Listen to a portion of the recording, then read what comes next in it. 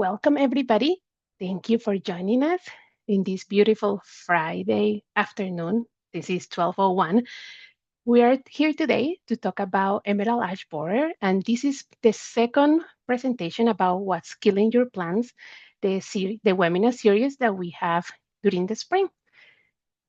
As a reminder, CSU is an equal opportunity provider, and if you have any accessibility or any uh, re- resource that you will need to be able to attend to these webinars, please let us know.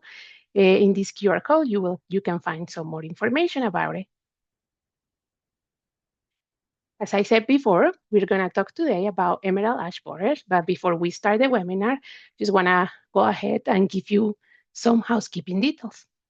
This webinar is being recorded and you can watch the recorded at a later time or share it with anybody that will need this information. And we will post it online at the plantalk.org/webinars.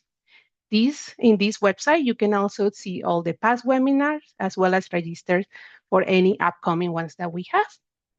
We will use today the Q&A feature for questions. So if you have any questions related to the webinar that we will talk today or any other ones that we can help you with in terms of horticulture, we are here to help you. This is, as I mentioned before, the second part, but we have an 8-part series of what's killing your plants.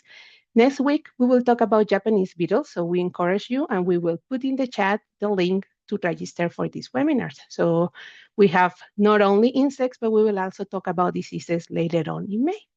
So thank you for joining us, and we're going to go ahead and start. And we have 3 facilitators today. We have John Merkel from the Extension Office. He's a horticulture specialist in Douglas County. He will help us answering questions today. We also have Chris Hilger, who is the extension specialist for horticulture statewide, and a Master Gardener program director. We also have Melissa Schreiner, who just joined us, and I didn't put in here, but she's here today. And she comes from the Western Slope. She's also an expert on entomology, and she helped us today. My name is Mario Ortiz, and I'm the Master Garden Education Specialist. I will be your host today. But it's my pleasure to introduce our speaker, who is Lisa Mason. And Lisa is an entomologist and a horticulture specialist in Arapahoe County. She has worked in extension over 5 years, but she has extended uh, experience before from the Forest Service and now with extension. She not only works with pests like the emerald ash borer, but she also works with pollinators and native bee species. She is the leader for the Native Bee Watch program, if you have heard of it. If not, I encourage you to be part of it. But today she's going to talk to us about emerald ash borer and not only about the insect itself, but how we can mitigate those effects of this insect and help with the early detection of these invasive pests. So thank you, Lisa, for giving this presentation and being here with us today. Thank you for having me. I will share my screen. All right. Thanks for being here today. And we're going to talk about emerald ash borer today. Emerald ash borer is for some people in Colorado, some counties, emerald ash borer is old news. Like it's been here since 2013. Like that, haven't we already talked about that? But for many places around Colorado, emerald ash borer is still slowly spreading. And so this is a brand new pest in a lot of locations in Colorado. So it's a spectrum of knowledge and a spectrum of who's treating their trees and who needs to treat their trees. And so we're gonna dive into all those details today. If you're not familiar with CSU Extension, we are essentially the outreach branch of the university, and we have an office in nearly every county. Each county offers a variety of programming specific to those counties, and so I highly encourage you to reach out to your local county extension office if you have questions on emerald ash borer or any other topics. From a horticulture perspective, we do offer a lot of diagnostics. So if you think you might have emerald ash borer, please do reach out to your county extension office. We are unbiased, so we're not in it to make money. We just want to make sure you have the best education possible. So you can also reach out to us for any other plant inquiries. Maybe your tomato has a disease or your tree's not doing well. Maybe you're looking to replace your turf grass, or maybe you have a six-legged critter that you would like to know what's hanging out in your garden. So reach out to us. We can do on-site consultations depending on the county. And then we love doing public programs and presentations. Pictured here is actually Arapahoe County Master Gardeners, and they are doing research. They were just part of Dr. Cranshaw's research on Japanese beetles. So we are very active in our local communities. Today, we're going to cover the whole spectrum of emerald ash borer, starting with why it's a problem. We're going to talk about where emerald ash borer is currently at, identifying ash trees, signs and symptoms, lookalikes, and should you save your tree or not, and what the treatment options are. So let's talk about why emerald ash borer is a problem. Well, bigger than emerald ash borer, we want to be able to support our urban trees. Urban trees really don't get enough credit for all the benefits that they provide our local communities. This could be a whole presentation in itself, but really we want to invest in our urban trees. They provide us economic benefits. They increase property values. They can increase tourism. And it's an appreciating asset. So the older, more mature the tree is, the more value it's going to add in the landscape. Uh, Urban trees also provide a variety of health benefits by increasing quality of life. Believe it or not, trees have been shown to have reduced crime rates where there's a lot of urban trees. And then there's a number of health and wellness benefits too. I mean, who doesn't love trees? For me, trees just reduce my blood pressure. I love being outside and enjoying them where I live. And then, of course, we have a lot of environmental benefits as well. So, shade and energy savings, carbon sequestration, stormwater runoff, removing air pollutants. They help mitigate our changing climate, and of course, can provide wildlife habitat. But trees in our urban spaces, they really take a lot of stress from invasive pests. Again, our changing climate, severe weather events can certainly impact the health of our trees. Urban development, city projects and growing conditions. Once you start to notice how our urban trees are doing, you'll start to notice the trees that were planted in parking lots or trees that are up against a fence or, the environment that we plant trees in urban areas is can be pretty harsh for them sometimes. And then we bring in invasive species. So emerald ash borer specifically only targets ash trees. So ash trees are in the Fraxinus genus, but they do impact all ash trees. EAB or emerald ash borer was first found in Michigan back in 2002, and it was introduced via shipping material.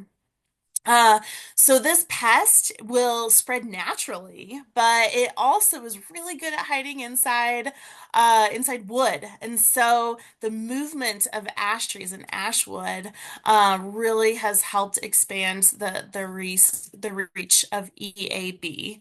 And it's killed hundreds of millions of ash trees in the United States, primarily the eastern half of the country, the South, and the Midwest.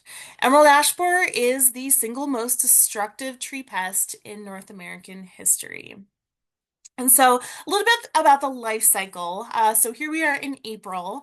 Emerald ash borer, if they are inside an ash tree, they are underneath the bark, inside the wood, and adults are going to start emerging starting in May, and they can actually fly all the way through September. The females are going to lay eggs in the bark crevices of the tree. The larva will hatch and burrow inside the tree.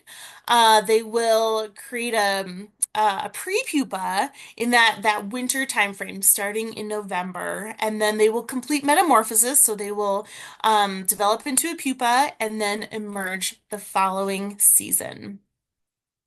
The larvae tunnel underneath the bark, and underneath the bark is where that cambium layer is. Cambium is the growing layer of the tree, and the phloem also transports water and nutrients to the tree. So what happens is over time, and it does take a while, but over time, they essentially girdle the tree because they're cutting off the flow of water and nutrients throughout the tree. And it can take up to 5 years. So, a couple of insects inside a tree, probably not a big deal. But when you get a lot of insects, and over time, you'll see these galleries throughout the tree, and that will ultimately lead to the health decline of the tree and eventually the tree death. And so this is an older map now. It's from 2019, but the message is important still though. So at this point in 2019, the areas outlined with that blue outline, that's the EAB quarantine guidelines or guideline at that point. So you were not allowed to transport firewood outside of those areas, and then the red dots where emerald ash borer had been detected. And so you see this primarily in the eastern half of the United States. And then you look at the Midwest states and there's nothing. There's no EAB. And then you hop all the way to Colorado to Boulder County, one county in the entire state where emerald ash borer was found. What does that tell us? That tells us that someone had transported ash firewood here, and emerald ash borer was able to get established in that area. And so why is this a problem? Well, like I said, all ash trees are susceptible, and that means in Colorado specifically that green and white ash, a very common tree, they're all susceptible. Autumn purple ash is a variety of white ash. They're all susceptible, and eventually, and could be a longer time frame, but eventually ash trees will die after are infested with emerald ash borer unless they are treated with insecticides.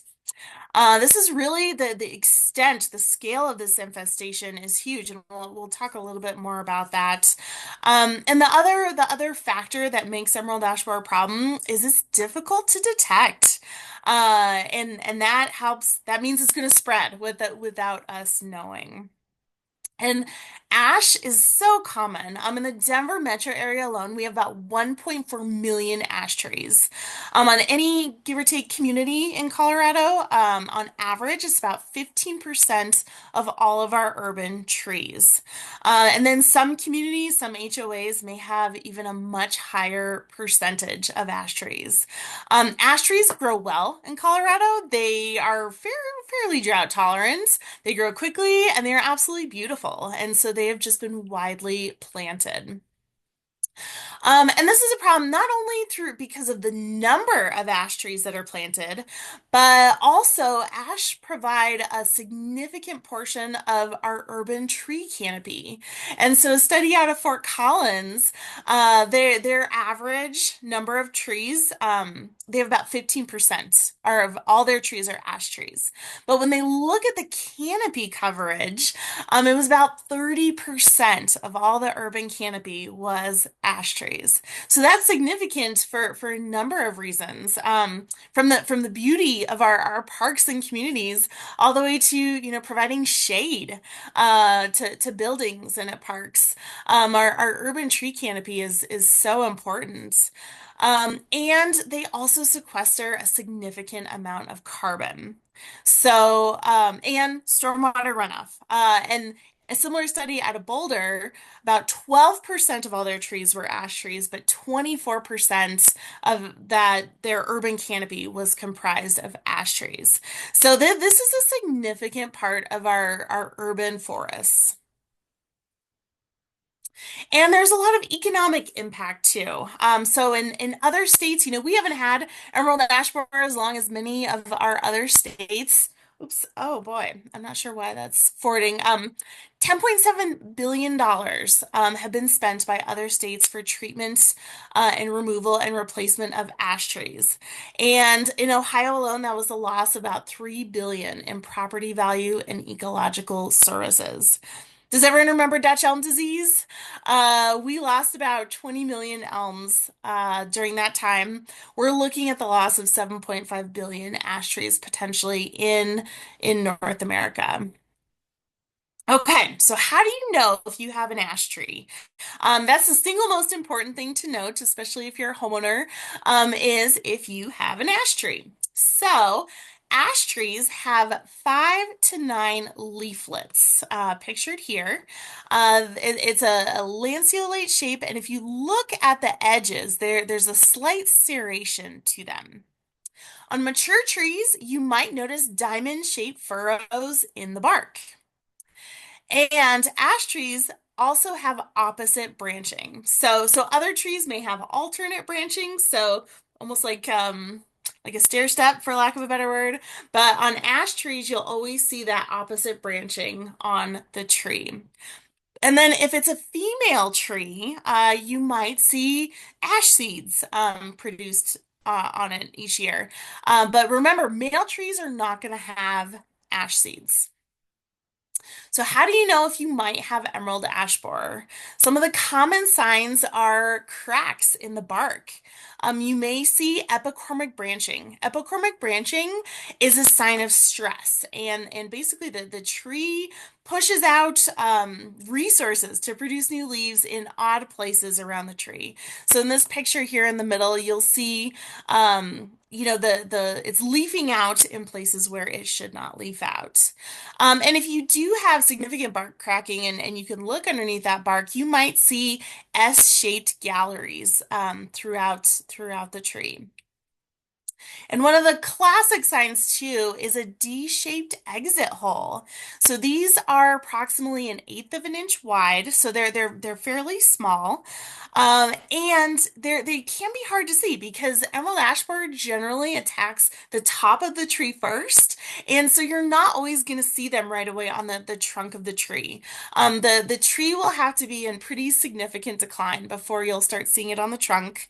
But if you do see these on your ash tree, that is a pretty clear indicator you may have emerald ash borer. You may also start to see the adults flying. Now we're going to cover lookalikes because we have a lot of green insects. But if you see feeding by little metallic green beetles on your ash tree, that could be an indicator that you have EAB in your tree. And remember, they'll start flying in the May time frame. If you start to see significant woodpecker damage, those woodpeckers are looking for the grubs inside the tree. Now, you may have other grubs inside the tree, but emerald ash borer certainly is a possibility. And the leaf size is going to decrease over time. And this is hard to notice on one individual tree unless you're measuring leaf size every year. But over time, the stress of emerald ash borer will lead to smaller leaves on the tree each year. And then over time, you'll start to notice the canopy will start to decline, and it'll be slow at first. And this is, something, a tool that you can use in your own landscape is to take a couple pictures of your ash tree the same time each year.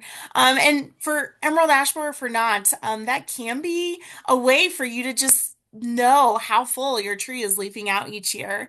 And if you start to notice canopy decline, maybe it's emerald ash borer, maybe it's another stressor, but that can be a useful tool for home monitoring. And the challenge with emerald ash borer is a lot of these signs and symptoms can be explained through other causes too. So there's so many environmental factors that impact ash trees. Probably the most common is drought stress. We live, basically in a desert, and our ash trees experience a lot of drought stress. That can also lead to canopy thinning, and other symptoms. Depending on the tree, it may have experienced freezing injuries. And then we see a lot of uh, room for improvement with caring for our ash trees. Ash trees need supplemental water all year round. They may not have been planted in the right place. There might be factors like whether it's pavement or parking lots, or other things that have been built up around the tree that are causing its stress. So we do see a lot of stressed out ash trees in our communities. It's not always because of emerald ash borer. And so, why is it so hard to detect? Well, that's because those beetles attack the upper canopy first. And it can take the tree several years to show symptoms, especially if the population of emerald ash borer isn't very high in that area. You're not likely to see exit holes right away, and you're not likely to see galleries until that bark really starts cracking. And because a lot of the symptoms could be from drought stress or other things. Cytopsora, herbicide damage, lilac ash borer, which we'll talk about, are all possibilities that could stress out your ash tree. We also don't have an available pheromone to detect the presence of the insect. For many of our invasive insects, that tool is available to detect the presence, but we do not have that available for ash trees, or I'm sorry, for emerald ash borer, which can make it a little bit difficult to detect. And so here's your pop quiz for the day. Which of these trees has emerald ash borer? I'll give you about like 10, 15 seconds to decide.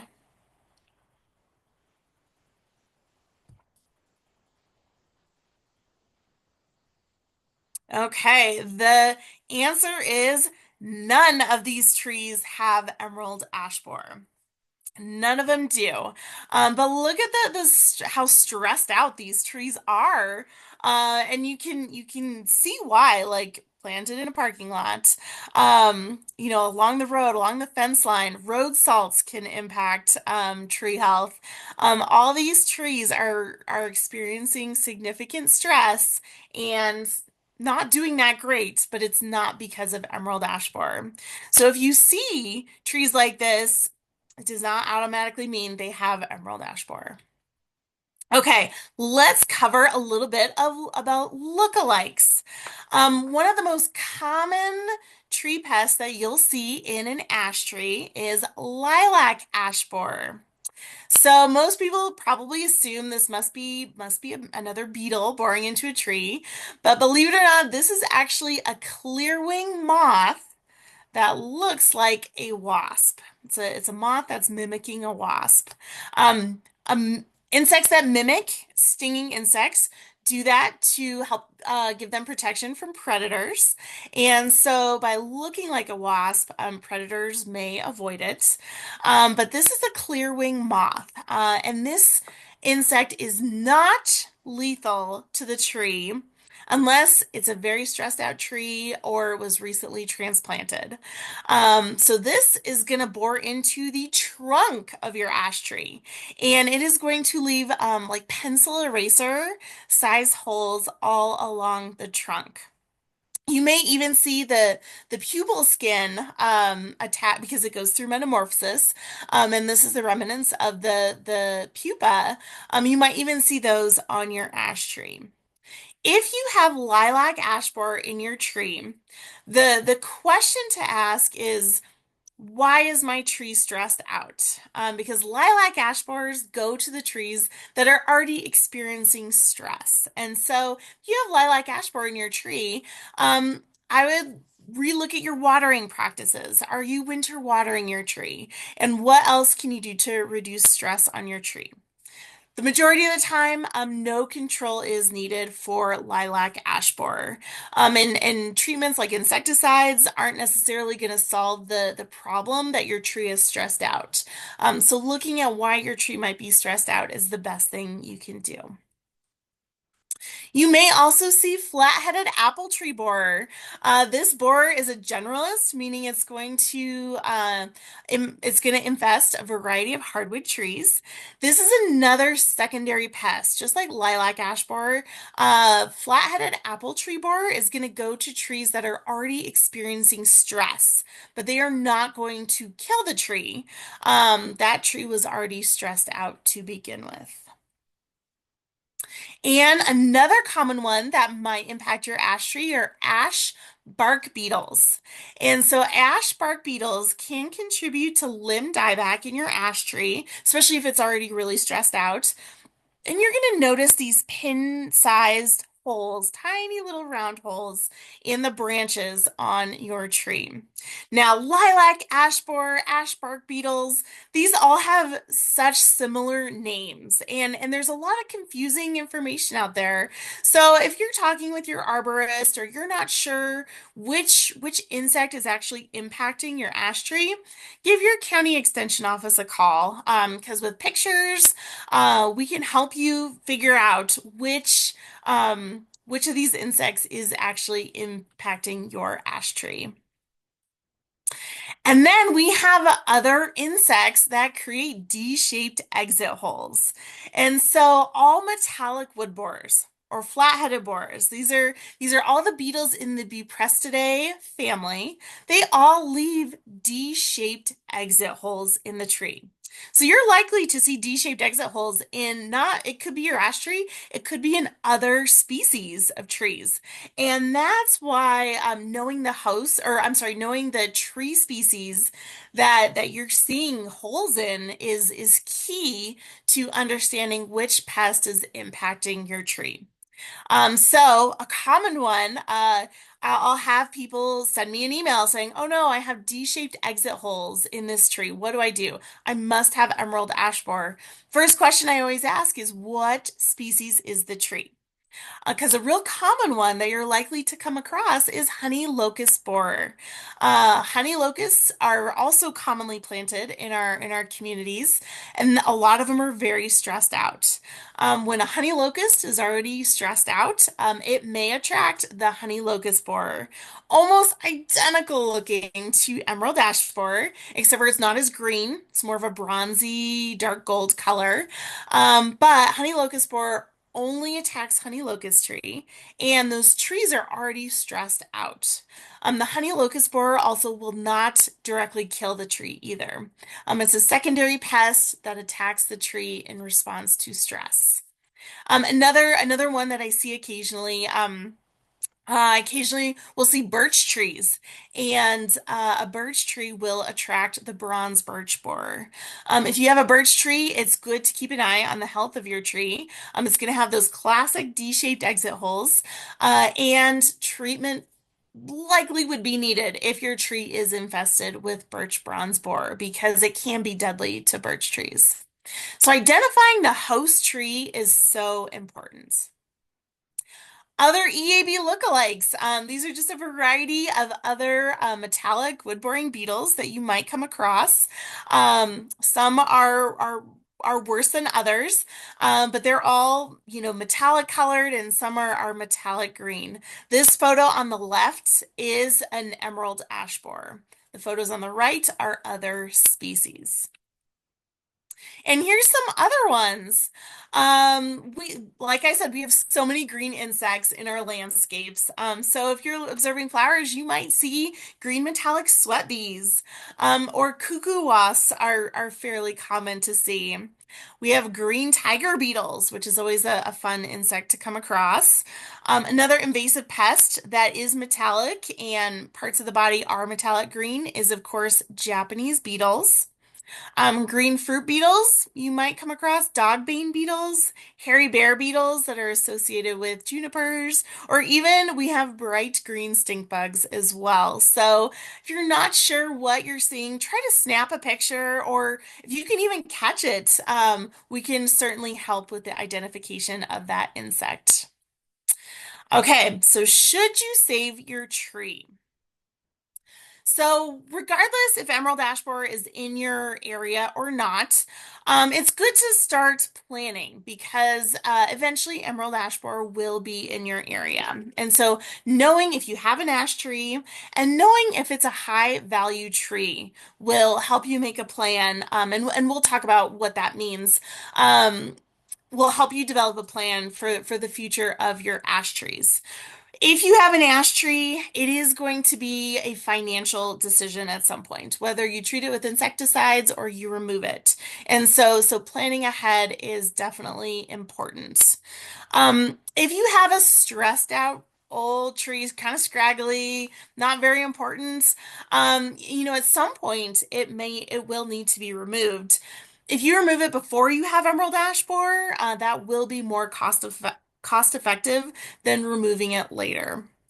We also, when we're planning big picture, we want to make sure we're planting a lot of diversity in the landscape. So thinking about other species that grow well, and we'll talk about that too, is important.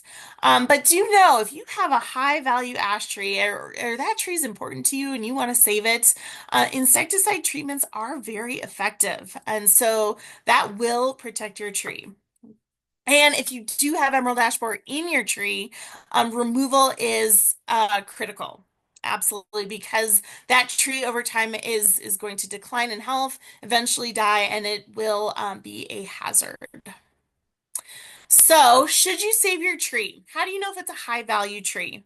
If that tree is large, if it's a healthy tree, and if it's providing benefits to you, shade, privacy, maybe it's a offers a lot of sentimental value for you. Those are all good reasons, especially if that tree is large and healthy, to save that tree. If your tree is experiencing dieback, so if that tree canopy, you're seeing branches that don't leaf out every year, if it's got about more than 30% dieback, it's probably not going to be worth treating because all of the insecticide treatments are systemic. That means the root throughout the tree. And so a stressed out tree that's experiencing dieback is not going to be able to transport the product very well, very effectively throughout that tree.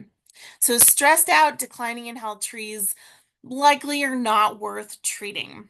Now, this is a spectrum and it's not always black and white. So if you do have questions or just want to like talk through this with someone, do contact your extension office because we can help you weigh the pros and cons so you can make the best decision.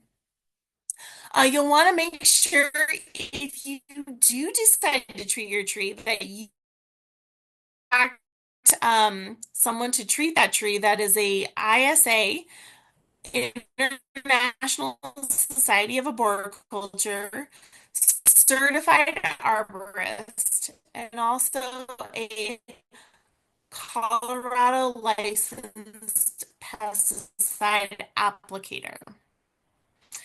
Because they're going to have the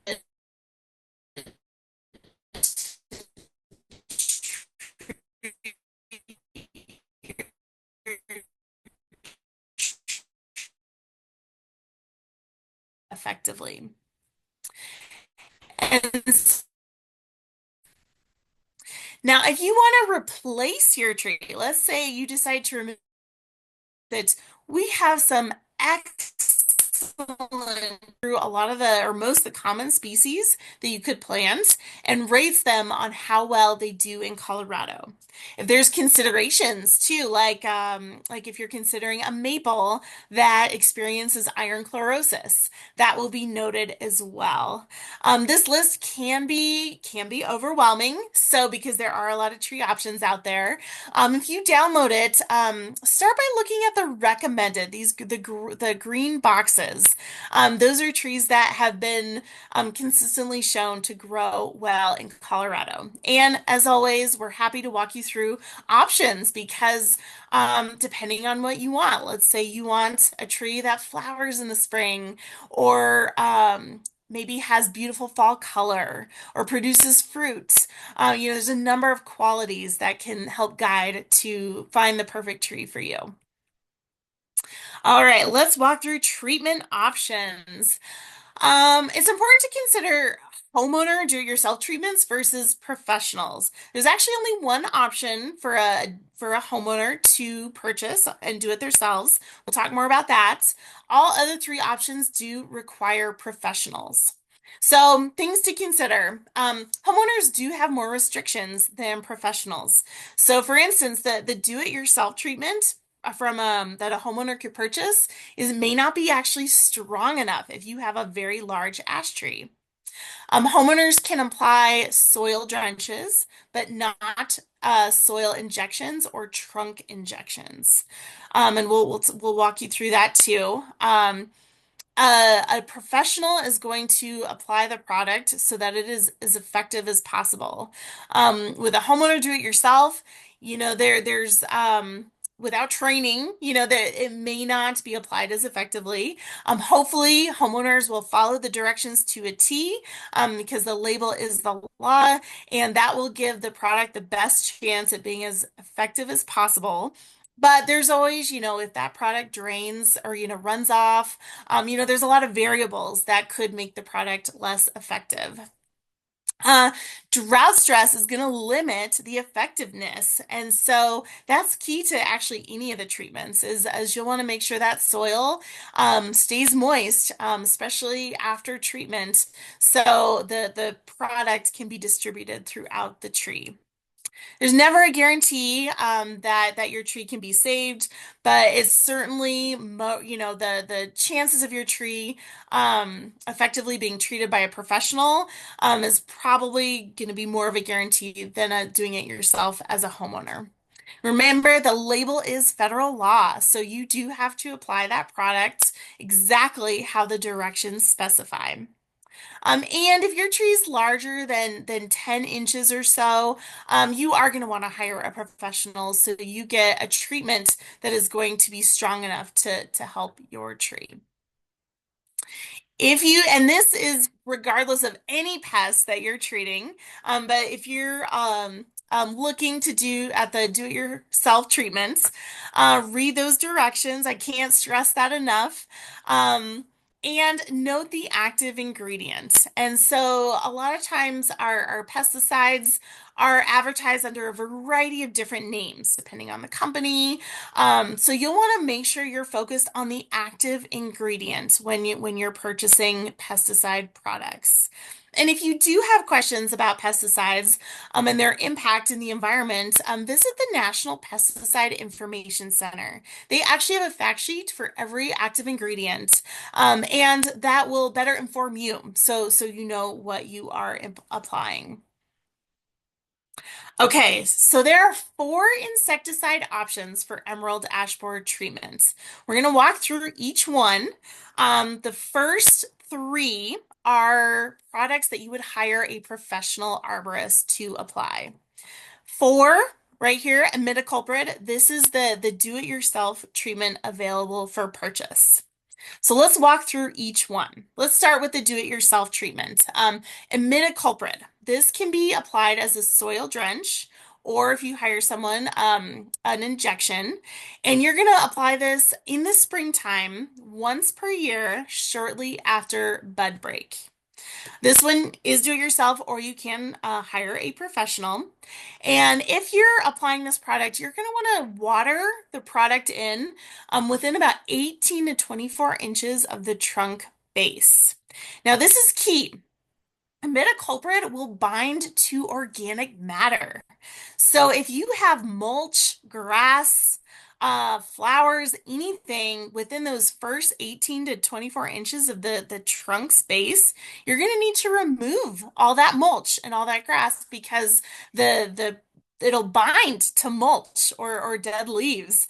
Or if there's grass, the grass is going to uptake the product.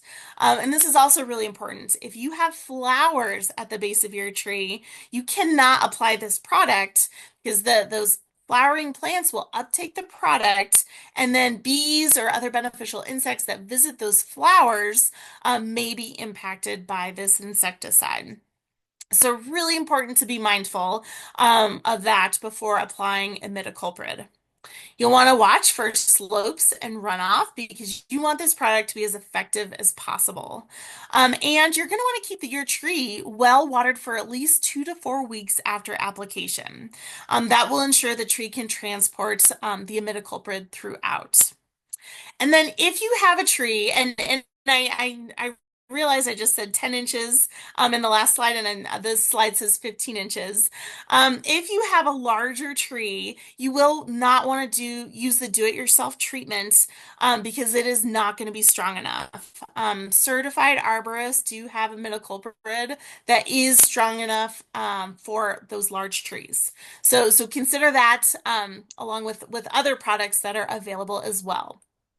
Now, this is new for Colorado. In 2023, a Senate bill passed defining neonicotinoids, pesticides that are hazardous for bees and beneficial insects. They are now classified as limited use pesticides. And so that means limited use pesticides can only be sold by licensed pesticide dealers. And that went into effect of July of last year. Imidacloprid is considered a neonic pesticide, so you will no longer be able to find it at a lot of the stores that you used to seeing it at, like even probably you can't buy it on Amazon either. So you do have to find a licensed pesticide dealer. You can check your local garden centers, ranging stores, etc. The Colorado Department of Agriculture website does have a list. They have a spreadsheet of licensed pesticide dealers. You can actually sort by county too to find businesses near you. So, and again, pay attention to that active ingredient when you're shopping. Okay, so our next option is emamectin benzoate. And this is like a gold star product because there's been so much research done on emamectin benzoate and the effectiveness with emerald ash borer. And the big take-home messages with emamectin benzoate is it's labeled for control every 2 years. So the label says reapply every 2 years. But research supports that you can actually wait 3 years and treat your tree every 3 years. Especially if budget is a consideration, this is great news. Emamectin benzoate is very effective. It's applied through trunk injections by a professional, and the optimal time for treatment is mid to late spring after the tree leaves out through up to through late June. So trunk injections, mid to late spring. And this was a game changer actually for emerald ash borer treatment because prior to this research, the messaging was you have to preventatively treat your ash tree before emerald ash borer arrives. With emamectin benzoate, you can actually wait. Research shows that you can start treatment after EAB has infested your tree, just as long as the canopy is not lost than more about 30% of the tree canopy. So I'll say that one more time. You can wait to treat your tree with emamectin benzoate after EAB has infested your tree, as long as the tree is still in good health and hasn't lost more than 30% of the tree canopy. So that's a very cool thing. That gives people more time to plan and decide what to do. And emamectin benzoate can always be a good option. And emamectin benzoate will help control lilac ash borer too. And lilac ash borer you don't need to treat for. Usually it means your tree's already stressed out. But kind of a little bit of an added bonus there. Okay, our third option is dinotephoron. This again has to be applied by a professional. This can be applied as a trunk spray or a soil drench, and you're going to want to apply this product once per year, or hire that arborist to apply once per year. And you're going to wait till the tree is mostly leafed out within a month of bud break or so. If it is applied too early, it may not be able to kill new EAB larvae. So keep that in mind. It moves through the tree fairly rapidly. And it is generally, a more expensive product. And again, you'll want to keep the soil moist following application. This is also a neonic pesticide, and so this is another one where you do not want to apply this product if you have flowering plants underneath your tree, because those plants will uptake the product, potentially harming bees or other beneficial insects. And then our fourth option is azadirachtin. And this is applied as a trunk injection mid to late spring after the tree has leafed out.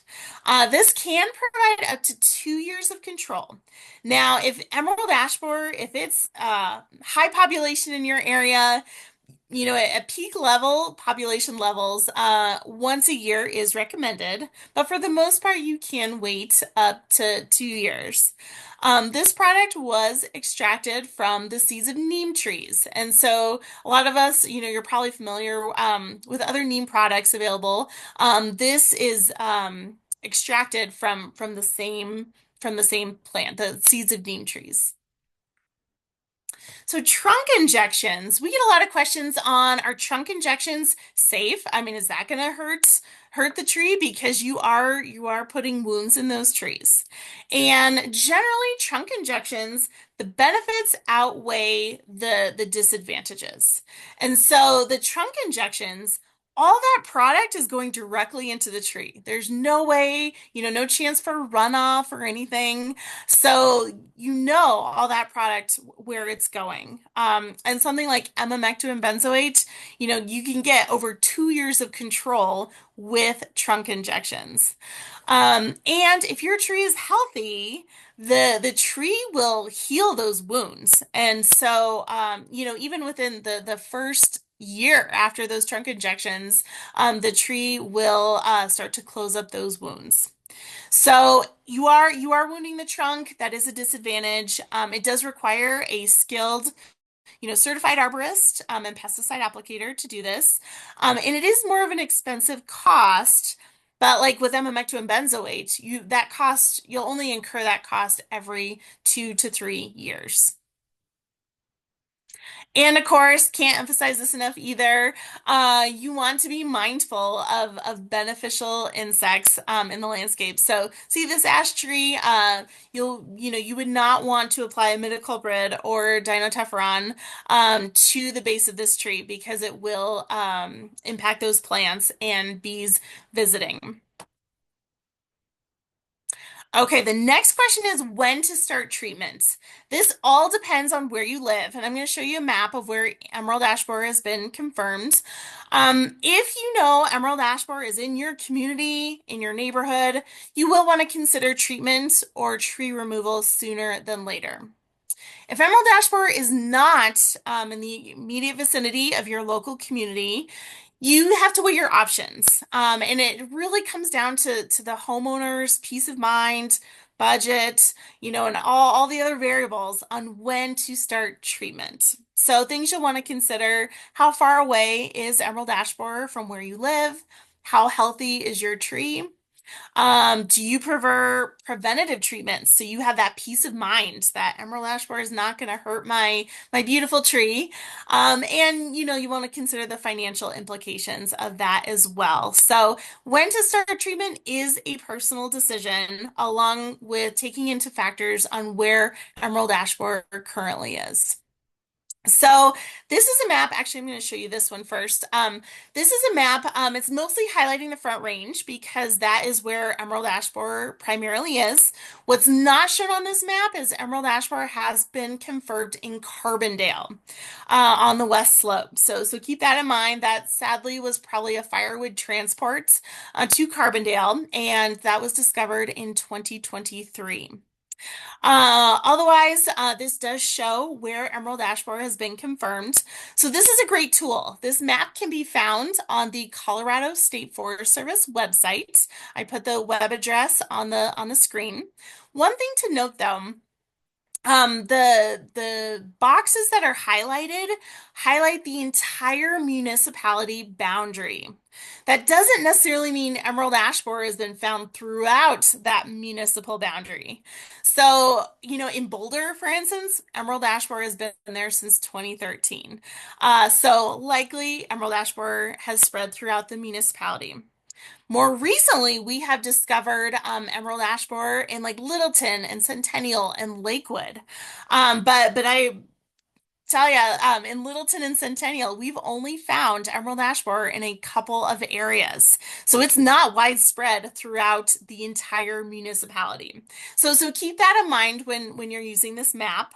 Most recently, in the last 2 years, this is the South Denver area. These are the sites where we have found emerald ash borer. So use this map to help you inform when you might want to treat for emerald ash borer. Think about the health of your tree, how far away you might be, and certainly let us know if you have questions about this. Okay, so the financial implications, it can be costly, and so you'll want to consider all your options. Planting a tree, could range anywhere from 35 to $500, and that's going to depend on how large of a tree that you purchase, if you hire someone to plant that tree, factors like that. Tree removals could vary. There's so many things that impact the cost of a tree removal, especially in an urban area where there's houses and cars. Do they need a crane to remove the tree?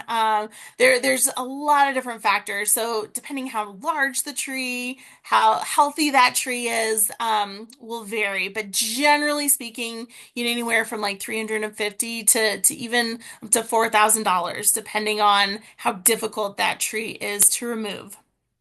Generally, and actually this might need to be updated a little bit.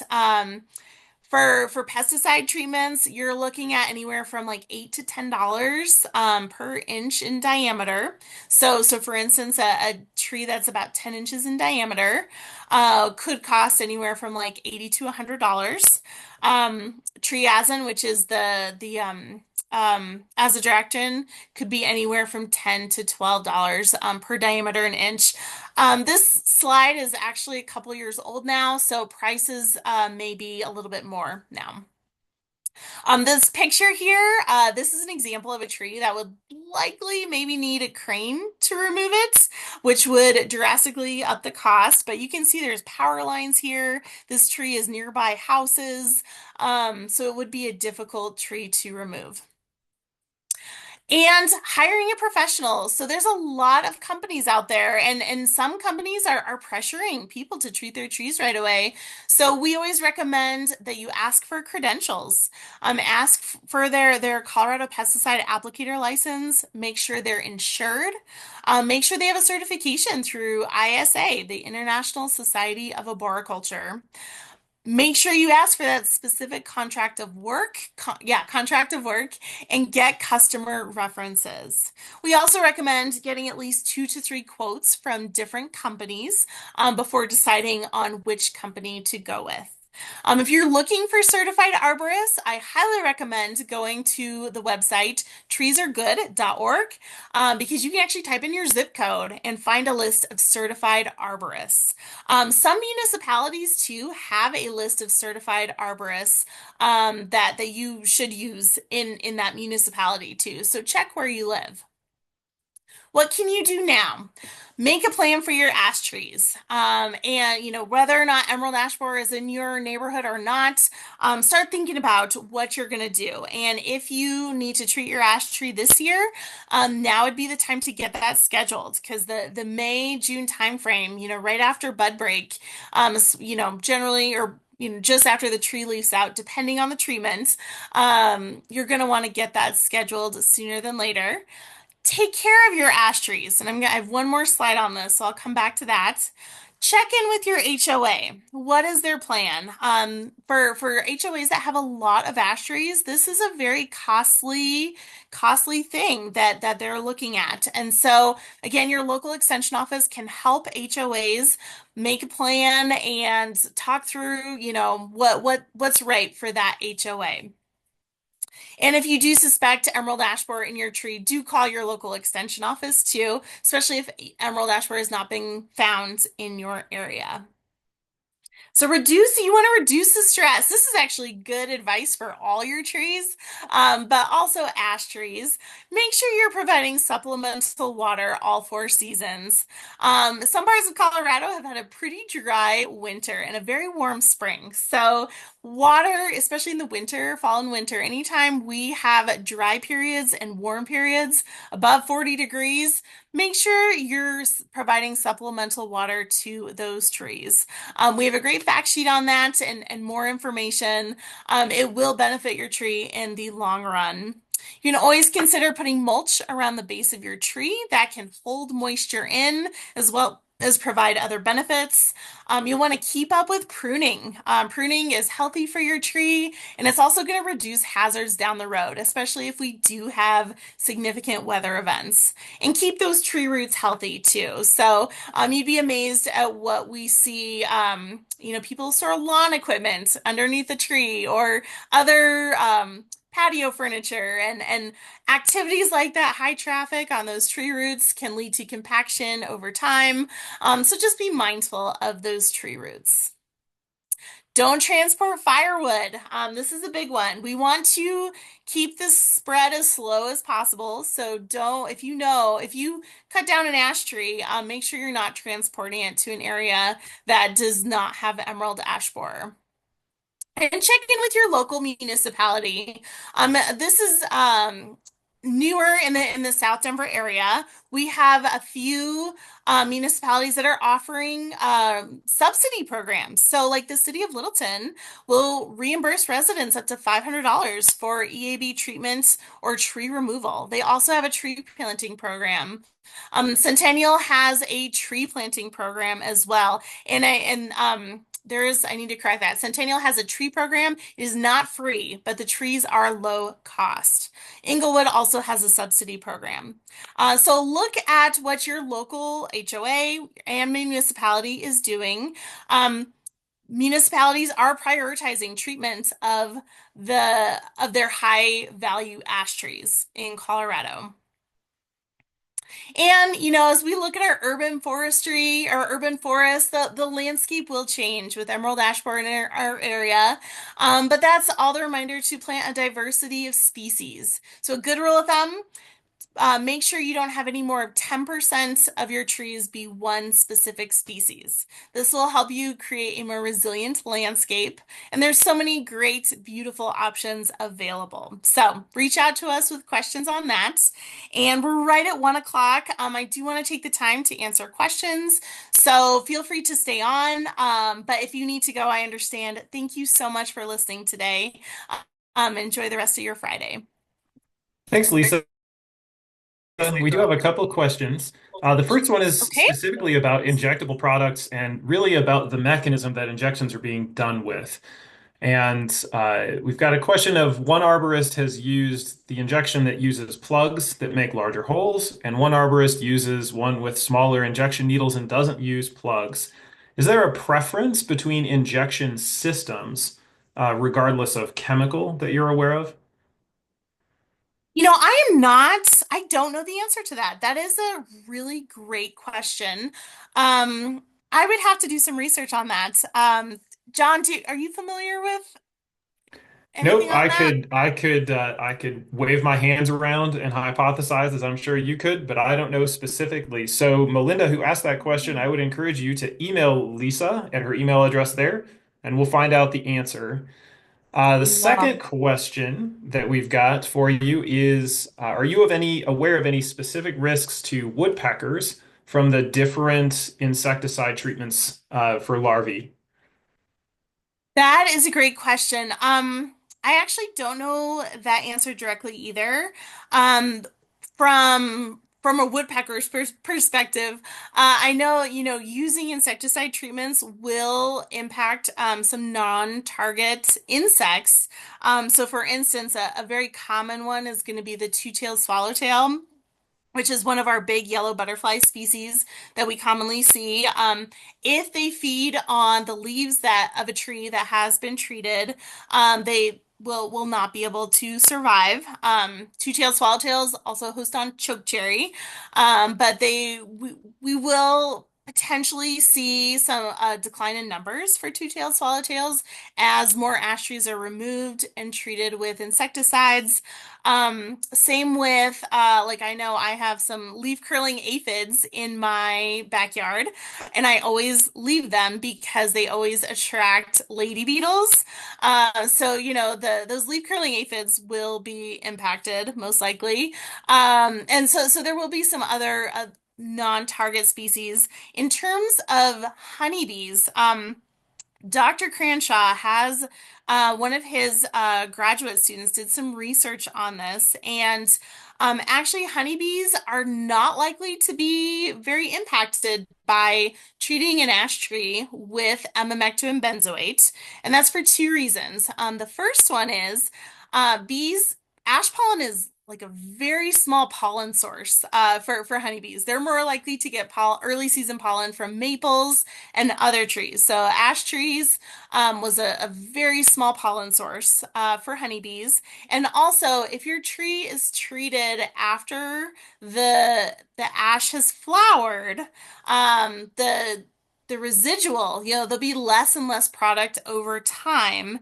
And so by the time the honeybees visit again, it will not be nearly as high of a concentration to impact those honeybees.